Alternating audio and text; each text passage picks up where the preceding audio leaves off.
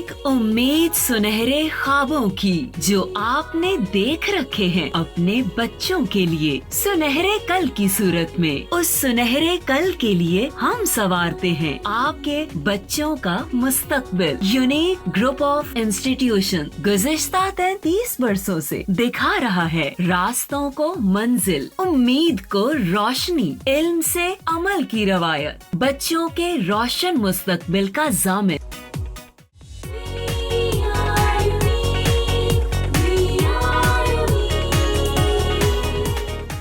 बिस्मिल्लाहिर्रहमानिर्रहीम। अस्सलामु अलैकुम तमाम students. My name is Mohammad Tariq और आज हम 10th क्लास केमिस्ट्री का लेक्चर नंबर 75 डिस्कस करेंगे।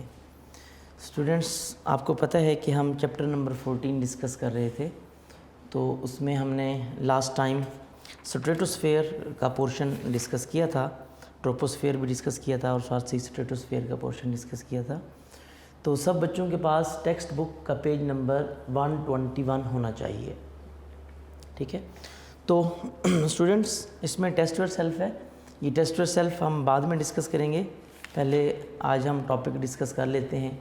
आज का हमारा बहुत ही इम्पोर्टेंट और इजी टॉपिक है पोलोटेंट्स, ठीक है। पेज नंबर 121 सबके पास होना चाहिए और पेन भी सबके पास होना चाहिए, ठीक है। तो सबसे पहले स्टूडेंट्स, आपको पता होना चाहिए कि पोलोटेंट्स के बारे में हम डिस्कस करेंगे आज। पोलोटेंट का कॉन्सेप्ट होना चाहिए कि व्हाट इज़ पोलोटेंट। बहुत इम्पोर्टेंट शॉर्ट क्वेश्चन है बोर्ड एग्ज़ाम के वाले से, ठीक है।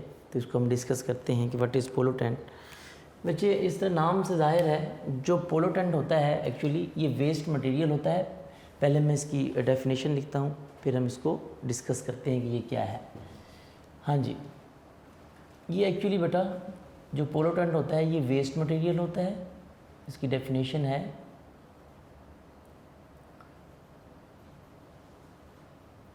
पोलोटेंट इज़ आ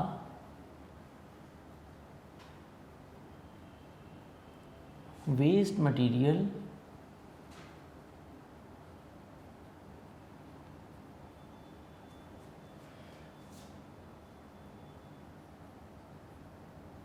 ये बेटा वेस्ट मटेरियल होता है। कोई भी वेस्ट मटेरियल होता है, ह्यूमन एक्टिविटीज़ की वजह से हम कोई भी वेस्ट मटेरियल है अगर फेंकते हैं तो मीन ये एक वेस्ट मटेरियल है दैट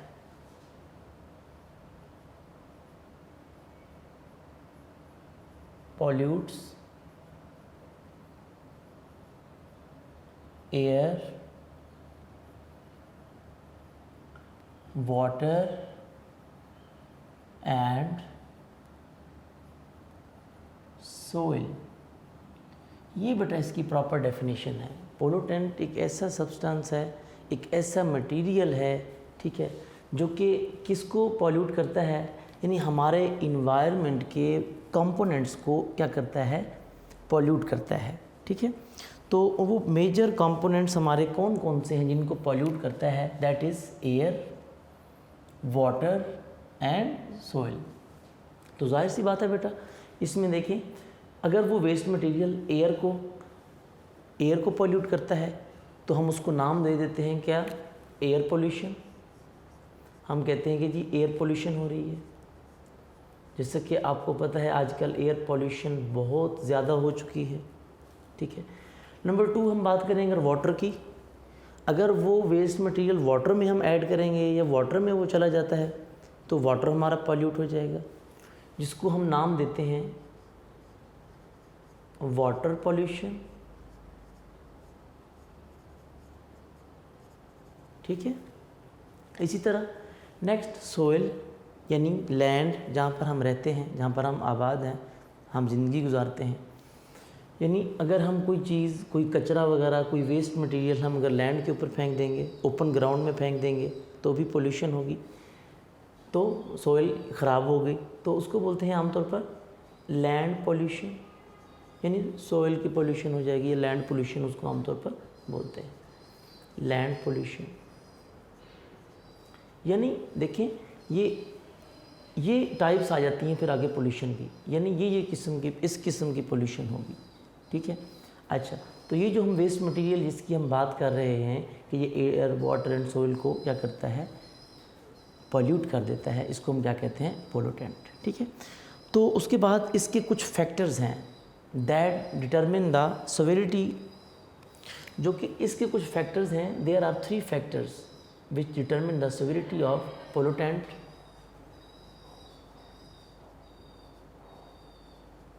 इसकी बेटा 3 फैक्टर्स हैं जो कि इसकी सेवेरिटी को शो करते हैं, that determine the severity of the pollutant, कि पोल्यूटेंट कितना ज़्यादा डेंजरस हो सकता है, कितना ज़्यादा स्वेयर हो सकता है हमारे लिए। ठीक है, वो जो है वो पोल्यूटेंट कितना ज़्यादा हार्मफुल हो सकता है। ठीक है, एयर में, वाटर में और सोइल पे यानी लैंड पे कितना ज़्यादा स्वेयर हो सकता है, कितना ज़्यादा स्वेयरिटी कॉज कर सकता है, वो उसके कुछ फैक्टर हैं। तो वो डिपेंड करता है, यानी कि factors that affect that determine the severity of the pollutant. वो कितने फैक्टर्स हैं? There are 3 factors. नंबर 1, सबसे पहला जो पॉइंट है इसका पोल्यूटेंट का, कि पोल्यूटेंट कितना ज़्यादा स्वेयर हो सकता है, वो है इसकी केमिकल नेचर, यानी उसकी कॉम्पोजिशन, कि वो कौन से केमिकल से, वो कौन सा केमिकल है, यानी उसकी केमिकल नेचर। ठीक है, केमिकल नेचर में क्या आ जाएगा, उसकी हम कह सकते हैं कॉम्पोजिशन आ जाएगी, कि उसमें क्या क्या चीज़ें शामिल हैं। कोई उसमें हैवी मेटल शामिल तो नहीं है, कोई उसमें टॉक्सिक चीज़ शामिल तो नहीं है, ये इस पे डिपेंड करता है। ठीक है, केमिकल नेचर यानी उसकी केमिकल, आप कह सकते हैं कॉम्पोजिशन, केमिकल नेचर पे डिपेंड करता है। केमिकल नेचर में अगर कोई हार्मफुल, कोई टॉक्सिक मेटल आ गया, हैवी मेटल आ गया, ठीक है, या कोई और इस तरह का टॉक्सिक या पॉइजनस मटेरियल आ गया, कोई उसमें मतलब कार्सिनोजिन आ गया, तो उस पर डिपेंड करता है वो उतना ज़्यादा स्वेयर होगा। और अगर कोई हार्मफुल सब्सटेंस उसमें नहीं है तो हम कहेंगे वो इतना ज़्यादा उसकी सेवेरिटी नहीं होगी। नंबर 2, उसकी कॉन्सन्ट्रेशन, यानी कॉन्सन्ट्रेशन अगर ज़्यादा तो जाहिर सी बात है, अंडरस्टूड है, कॉन्सन्ट्रेशन जितनी ज़्यादा होगी तो सेवेरिटी पोल्यूटेंट की उतनी ज़्यादा होगी। उसके बाद नंबर 3, उसकी persistence,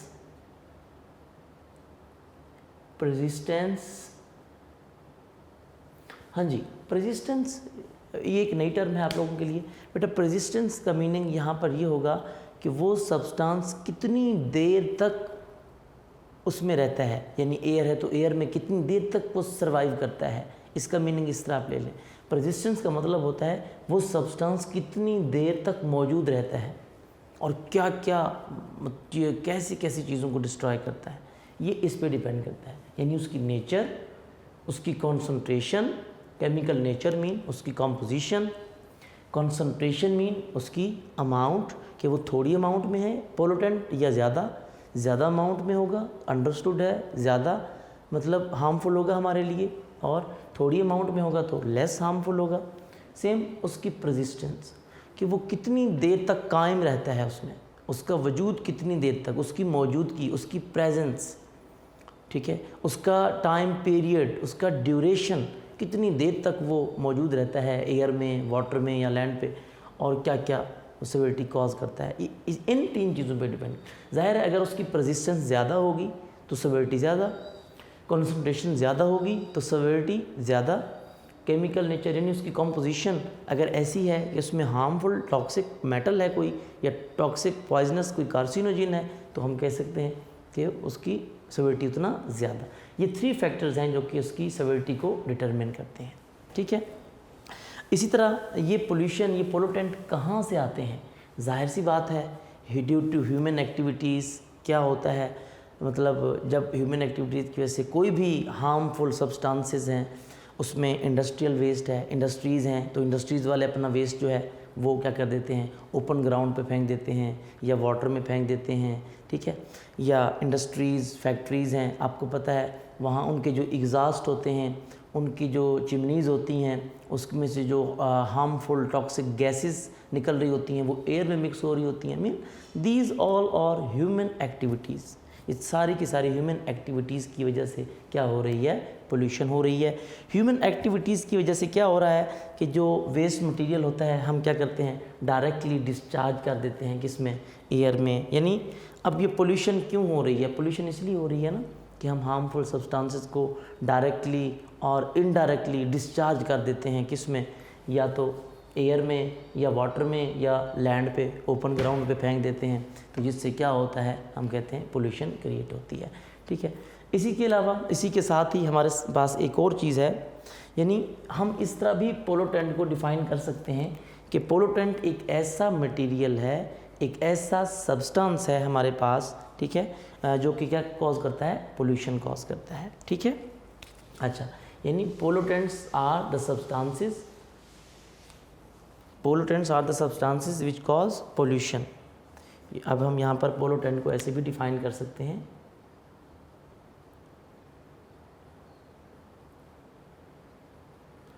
pollutants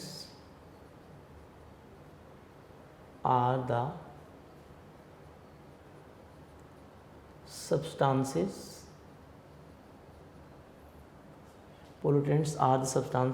that cause pollution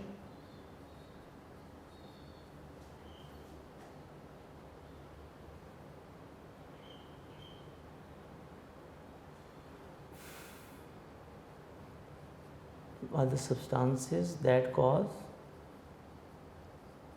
pollution, यानी पोल्यूशन जो भी क्रिएट करेगा सब्सटेंस, ठीक है, विच कॉज पोल्यूशन और दैट कॉज पोल्यूशन, इसमें दैट लिख दें, विच लिख दें, वो भी दोनों ठीक होंगे, आप इसकी जगह विच लिख दें, वो ज़्यादा सूटेबल है। हाँ जी, विच कॉज पोल्यूशन, ये क्या होंगे हमारे पास, पोल्यूटेंट्स। अच्छा, पोल्यूटेंट्स के साथ एक और भी चीज़ यूज़ होती है जिसको हम कहते हैं कॉन्टेमिनेंट्स, यानी पोल्यूटेंट्स की बात समझ तो आ गई, ये सब्सटेंसेस होते हैं जो पोल्यूशन कॉज करते हैं, जो कि एयर को, वाटर को, सोइल को क्या करते हैं, पॉल्यूट कर देते हैं। इसके साथ एक और टर्म है हमारे पास कॉन्टेमिनेंट्स। कॉन्टेमिनेंट्स की डेफिनेशन भी हम डिस्कस कर लेते हैं, वो भी एक किस्म का वो पोल्यूशन ही कॉज करता है सब्सटेंस।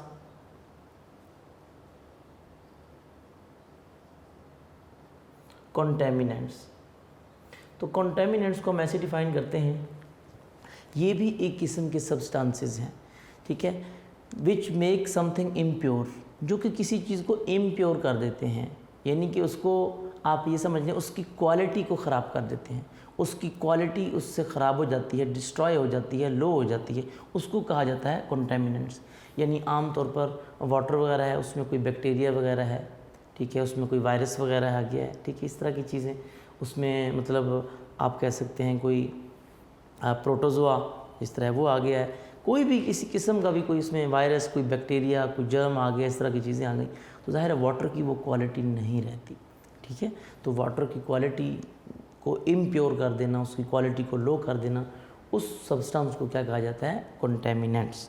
तो कॉन्टेमिनेंट्स भी क्या है, हमारे पास एक किस्म के सब्सटेंसेस हैं, इनको हम कैसे डिफाइन करेंगे, कॉन्टेमिनेंट्स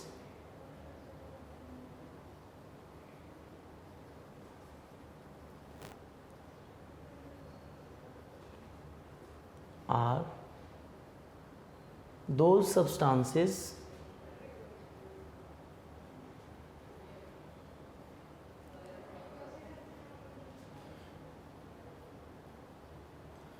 which make something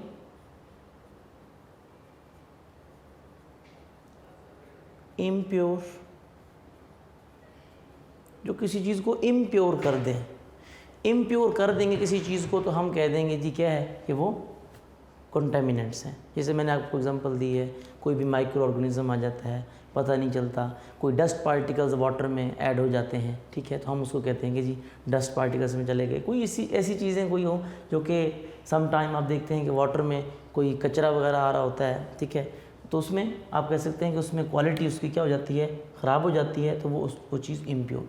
किसी भी चीज़ को इम्प्योर कर देना, वाटर है वो इम्प्योर हो जाए, एयर है वो बिल्कुल इम्प्योर हो जाए, तो वो यानी डेफिनेशन का फ़र्क है, तकरीबन दोनों चीज़ें मिलती जुलती हैं, ठीक है। इनके डिफ़ाइन इसको हम ऐसे करेंगे। अक्सर पेपर में क्वेश्चन आता है, what is the difference between pollutants and contaminants. Pollutants are those substances which cause pollution, जो पोल्यूशन क्रिएट करते हैं। पोल्यूशन एक और चीज़ है कि मुसलसल वाटर भी पोल्यूट हो जाए, सारा एयर पोल्यूट हो जाए, लैंड पोल्यूट हो जाए।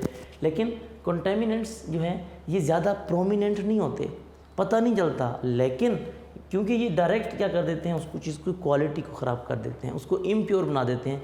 इनकी प्रेजेंस को इतना इजीली ऑब्ज़र्व नहीं किया जा सकता, लेकिन पोल्यूटेंट्स जो होते हैं, पोल्यूशन की जो आप कह सकते हैं, पोल्यूशन तो प्रोमिनेंट होती है, उसको हम क्लियरली पता चल जाता है कि ये पोल्यूटेड वाटर है, ठीक है। सी वाटर को देख लें आप, ठीक है। और इसके अलावा वैसे भी आजकल जो सिस्टम है, लेक्स वगैरह का हशर देख लें, मतलब रिवर्स वगैरह को देख लें, सारा का सारा जो है उसको ख़राब किया हुआ है। तो कहने का मतलब ये है, वहाँ तो पोल्यूशन सामने नज़र आती है, लेकिन जो कंटेमिनेंट्स होते हैं एक्चुअली ये बज़ाहिर नज़र नहीं आते, लेकिन इनकी प्रेजेंस हार्मफुल होती है हमारे लिए, ठीक है। अच्छा, तो इसके बाद ये पोल्यूटेंट्स, सिंपल सी बात, हम इसको डिस्कस कर लिया। अब हम इससे डिस्कस करते हैं कि पोल्यूटेंट्स तो हैं ही, लेकिन साथ ही इसके हम एयर पोल्यूटेंट्स डिस्कस करेंगे।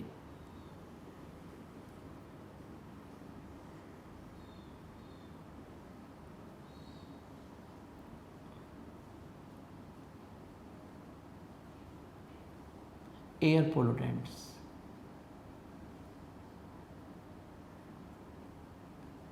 What are air pollutants? बेटा सीधी सी बात है कि those substances which pollute air, the harmful substances present in air, ठीक है, उनको हम क्या कह देंगे? Air pollutants. इसको हम डिफाइन करेंगे, यानी जो एयर में हार्मफुल सब्सटेंसेस होते हैं, द हार्मफुल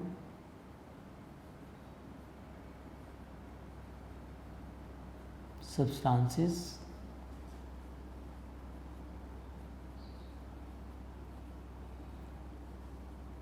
present in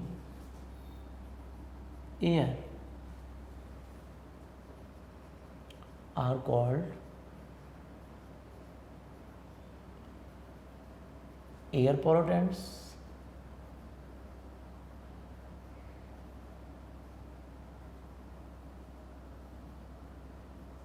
ठीक है, तो कोई भी हार्मफुल सब्सटेंसेस जैसे ऑक्साइड्स हैं, इसकी एग्जांपल भी अगर मैं आपको दूं, ऑक्साइड्स हैं carbon dioxide, carbon monoxide, sulphur dioxide, sulphur trioxide, oxides of nitrogen, ठीक है। इस किस्म के यानी कि बहुत सारी चीज़ें ऐसी हैं जो कि किस में मौजूद हैं, एयर में मौजूद होती हैं, उनको हम क्या कहते हैं? एयर को जो पोल्यूट करती हैं चीज़ें, उनको हम क्या कहते हैं? Air pollutants. यानी the harmful substances present in air are called air pollutants, air को जो पोल्यूट करते हैं, ठीक है। अच्छा, उसके बाद अगर हम बात करें, ये एयर पोल्यूटेंट्स जाहिर सी बात है जब एयर में मिक्स हो जाते हैं तो इनकी क्या डेंजर्स हैं, ये कौन कौन सी मतलब चीज़ें क्रिएट करते हैं, किन किन चीज़ों को डैमेज करते हैं, किन किन चीज़ों को चेंज करते हैं, आपको पता होना चाहिए कि जो एयर पोल्यूटेंट्स हैं, ये सबसे पहला जो इनका इफ़ेक्ट होता है वो होता है वेदर को चेंज करना। यानी कि वेदर को चेंज कैसे करते हैं? जाहिर सी बात है आजकल एयर पोल्यूटेंट्स की वजह से हमारी जो है एयर वो पॉल्यूट हो रही है, ठीक है। टेम्परेचर और उसके साथ साथ अगर आप देखें ग्लोबल वार्मिंग और भी बहुत सारे फैक्टर्स ऐसे हैं जो कि इससे अफेक्टेड होते हैं, ठीक है। एयर पोल्यूटेंट्स सबसे पहला काम क्या करते हैं? They change the weather. Air pollutants किन चीज़ों को अफेक्ट करते हैं? They change the weather.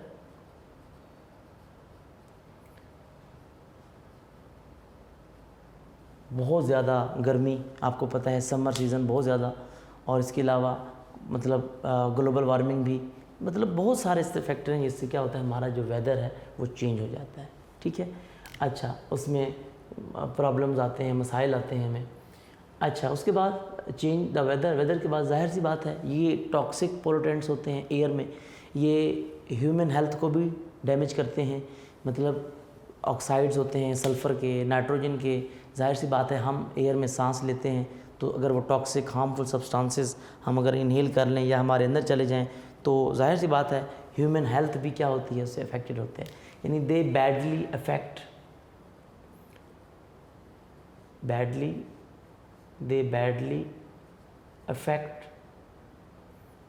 The human health, ये ह्यूमन हेल्थ को बहुत ज़्यादा अफेक्ट करते हैं।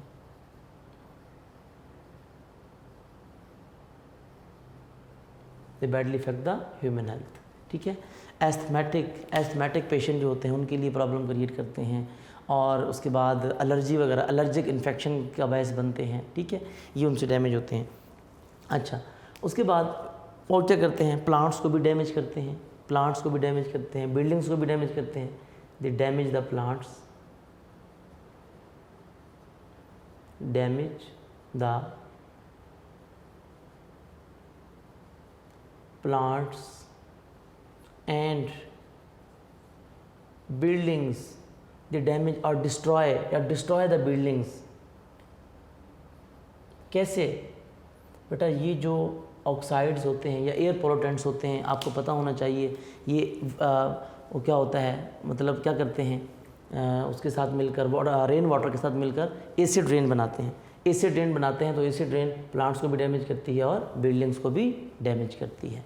क्लियर होगी बात। तो यानी ये उसके इफ़ेक्ट्स हैं, यानी इफ़ेक्ट्स ऑफ एयर पोल्यूटेंट्स। इसका आप क्वेश्चन बना सकते हैं।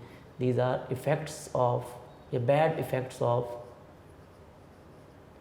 किसके, एयर पोल्यूटेंट्स के।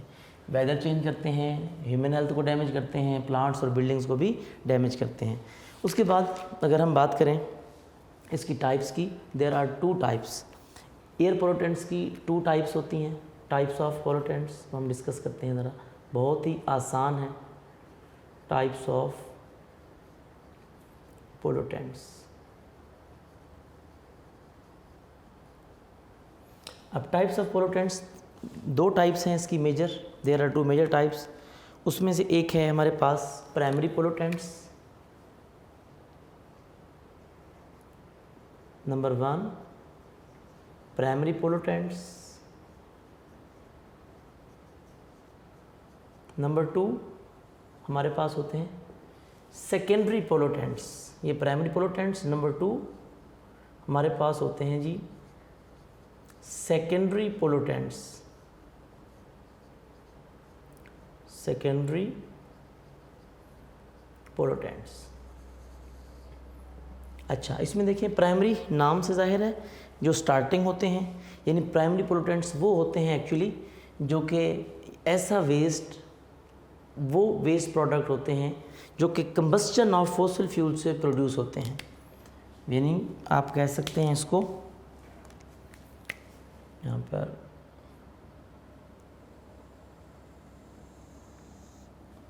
हम डिस्कस करते हैं primary pollutants and secondary pollutants. हाँ जी, ये क्या होते हैं, वेस्ट और एग्जॉस्ट प्रोडक्ट। ये एक्चुअली वेस्ट होता है, वेस्ट और एग्जॉस्ट प्रोडक्ट्स। ये वेस्ट और एग्जॉस्ट प्रोडक्ट्स होते हैं हमारे पास। कहाँ से आते हैं, इनका सोर्स क्या होता है, ड्राइवन आउट। यानी कहाँ से आते हैं, इनका सोर्स बताया जा रहा है, driven out because of combustion of fossil fuels। यानी फॉसिल फ्यूल्स की कंबस्चन होती है। आपको पता है कोल, पेट्रोलियम, नेचुरल गैस, ये 3 चीज़ें क्या हैं हमारे पास, फॉसिल फ्यूल हैं। एंड ज़रूरी नहीं कि सिर्फ और सिर्फ फॉसिल फ्यूल हों, उसके अलावा भी कोई ऑर्गेनिक मैटर हो सकता है। एंड ऑर्गेनिक मैटर, यानी अगर कंबस्चन की बात करें 2 चीज़ें आती हैं उसमें, एक तो फॉसिल फ्यूल्स की कंबस्चन, कोल, पेट्रोलियम, नेचुरल, इनको बर्न करते हैं, जाहिर है उसमें से ऑक्साइड्स बनते हैं, या कोई ऑर्गेनिक मैटर, दूसरा कोई ऑर्गेनिक मैटर हो, यानी हम बाज़-औक़ात वुड को बर्न करते हैं, फॉरेस्ट फायर है, प्लास्टिक वगैरह को हम बर्न करते हैं, प्लास्टिक मटेरियल को हम बर्न कर देते हैं सम टाइम, ठीक है। इस किस्म का वो भी सारे के सारे ऑर्गेनिक मैटर हैं, उनको बर्न करते हैं। उनको बर्न करते हैं तो ये क्या होते हैं, प्रोड्यूस होते हैं। इनकी एग्जांपल्स हैं ऑक्साइड्स, ज़्यादातर इसमें से ऑक्साइड्स होते हैं, ऑक्साइड्स ऑफ कार्बन, कार्बन के ऑक्साइड्स आ जाएंगे इसमें। अच्छा जी, ऑक्साइड्स ऑफ सल्फ़र, ठीक है, oxides of sulphur, oxides of nitrogen, ये सारे शामिल हैं इसमें। ठीक है। अब ऑक्साइड्स ऑफ कार्बन, दो तरह के ऑक्साइड प्रोड्यूस होते हैं, एक होता है कार्बन डाइऑक्साइड, एक होता है कार्बन मोनोऑक्साइड, दोनों आ जाएंगे इसमें, CO एंड CO2। सल्फ़र के दो ऑक्साइड होते हैं, SO2 sulphur dioxide and sulphur trioxide. ये भी नाइट्रोजन के ऑक्साइड्स ये मिक्सचर की फॉर्म में होता है, नाइट्रिक ऑक्साइड भी होता है, नाइट्रोजन डाइऑक्साइड में भी होता है, इसीलिए इसको आमतौर पर सिंपली कह देते हैं हम, मतलब NOx भी लिख देते हैं, या ज़्यादातर नाइट्रिक ऑक्साइड होता है NO लिख देते हैं हम। वैसे आमतौर पर इसको लिखा जाता है NOx, क्योंकि ये मिक्सचर होता है NO2 का और NO का मिक्सचर की फॉर्म में ये ऑक्साइड आपको मिलते हैं। इसके अलावा ये तो ऑक्साइड्स हैं ना, इसके अलावा भी बहुत सारी एग्जांपल्स हैं, वो हम साथ साथ डिस्कस करते हैं। इसकी प्राइमरी पोलोटेंट्स की वो हम डिस्कस करते हैं ज़रा। इसके अलावा जो एग्जांपल्स हैं इसकी वो है, हमने बात की आगे combustion of fossil fuel. Fossil fuel में आपको पता है नेचुरल गैस मीथेन भी आ जाती है, ये भी एक प्राइमरी पोलोटेंट है, ठीक है। मीथेन ये भी एक प्राइमरी पोलोटेंट है, और भी बहुत सारे एग्जांपल्स यहाँ पर मेंशन है। अच्छा, उसके बाद कंपाउंड्स ऑफ फ्लोरीन, फ्लोरीन के कंपाउंड जिनमें फ्लोरीन होता है वो भी कंपाउंड्स ऑफ फ्लोरीन। उसके बाद अमोनिया, अमोनिया भी डेंजरस है, ये भी प्राइमरी पोलोटेंट है। अमोनिया बहुत ही डेंजरस गैस है ये भी, ठीक है। इरिटेटिंग स्मेल होती है इसकी भी, स्पेशली एस्थमेटिक पेशेंट जो होते हैं उनके लिए, ठीक है। अमोनिया, ये तमाम के तमाम वो मटेरियल हैं बेटा जो कि क्या हैं, प्राइमरी पोलोटेंट्स में शामिल होते हैं। तो ये oxides, carbon dioxide, carbon monoxide, sulphur dioxide, sulphur trioxide, nitrogen के ऑक्साइड्स हैं, नाइट्रोजन नाइट्रिक ऑक्साइड इसको बोलते हैं, या ऑक्साइड ऑफ नाइट्रोजन, यानी ये मिक्सचर होता है नाइट्रोजन डाइऑक्साइड का NO2। तो उसके बाद मीथेन है, ये भी ऑर्गेनिक मैटर है, कंपाउंड्स ऑफ फ्लोरीन, फ्लोरीन के कंपाउंड्स को अगर बर्न करते हैं तो उसमें, तो उसके बाद अमोनिया वगैरह ये सारे प्राइमरी पोलोटेंट्स में हैं। ये तो प्राइमरी पोलोटेंट्स हैं, ठीक है। अब जो सेकेंडरी पोलोटेंट्स हैं हम इनकी बात करते हैं। बेटा ये प्राइमरी पोलोटेंट्स ऑक्साइड्स हैं, ये एयर में मिक्स हो जाते हैं। अब आपको पता है एयर में मिक्स हो जाते हैं, अब एयर में मिक्स होने के बाद वहाँ पर रिएक्शन भी तो ये करते हैं। ज़्यादातर रिएक्शन क्या होता है आपको पता होना चाहिए, जब बारिश होती है ना, रेन वाटर के साथ ये रिएक्शन करते हैं। यानी हम इसको इस तरह कह सकते हैं कि ये ऐसे मतलब सेकेंडरी पोलोटेंट्स ऐसे हमारे पास पोलोटेंट्स हैं which are produced by various reaction of primary pollutants. यानी ये तब बनते हैं जब प्राइमरी पोलोटेंट्स रिएक्शन करते हैं। इनकी रिएक्शन से they are formed by, they are produced secondary pollutants, ये वो होते हैं which are produced by the various reaction of primary pollutants, ठीक है। यानी अगर प्राइमरी पोलोटेंट्स रिएक्शन कर जाएं तो क्या बन जाएंगे सेकेंडरी पोलोटेंट्स। कैसे, अब मैं आपको एग्जांपल देता हूँ। जाहिर सी बात है, देखें कार्बन डाइऑक्साइड और कार्बन मोनोऑक्साइड जब ये रेन वाटर के साथ रिएक्शन करेंगे ये क्या बनाएंगे, ये बनाएंगे कार्बोनिक एसिड। क्या बनाएंगे, कार्बोनिक एसिड, यानी उसका फार्मूला होगा H2CO3। कैसे, मैं देखिए लिख रहा हूँ इक्वेशन। आपको पता है कि जब CO2 यानी कार्बन डाइऑक्साइड एयर में होती है, जब बारिश होगी उसके साथ कंबाइन होकर क्या बना लेगा, H2CO3। This is carbonic acid. इसी तरह sulphur dioxide, sulphur trioxide SO3, ये देखें, ये देखें, ये भी मिलकर क्या बना लेंगे, sulphuric acid H2SO4। Mean carbonic acid बनेगा, सल्फ़र के ऑक्साइड क्या बनाएंगे, सल्फ्यूरिक एसिड, ये भी उसी के रिएक्शन से बन रहा है, ये भी सेकेंडरी पोलोटेंट होगा H2SO4। Same oxide of nitrogen क्या प्रोड्यूस करेंगे, नाइट्रिक एसिड। नाइट्रिक एसिड भी बनाते हैं वैसे, और नाइट्रस एसिड भी बनाते हैं, दो तरह के एसिड बनाते हैं, HNO3 भी बनाते हैं, और एक होता है नाइट्रस एसिड। नाइट्रस एसिड उसका फार्मूला होता है HNO2, ये भी बनाते हैं। यानी ये देखें वेरियस रिएक्शन से बनाते हैं। इसी तरह सिर्फ ये भी नहीं, और भी बहुत सारी चीज़ें हैं। जो फ्लोरीन के कंपाउंड हैं ये रिएक्शन करके, आपको पता है वाटर के साथ रिएक्शन भी करते हैं, और वहाँ पर ये बनाते हैं हाइड्रोफ्लोरिक एसिड HF, ये बना लेंगे। फ्लोरीन के जो कंपाउंड है ये HF बना लेंगे।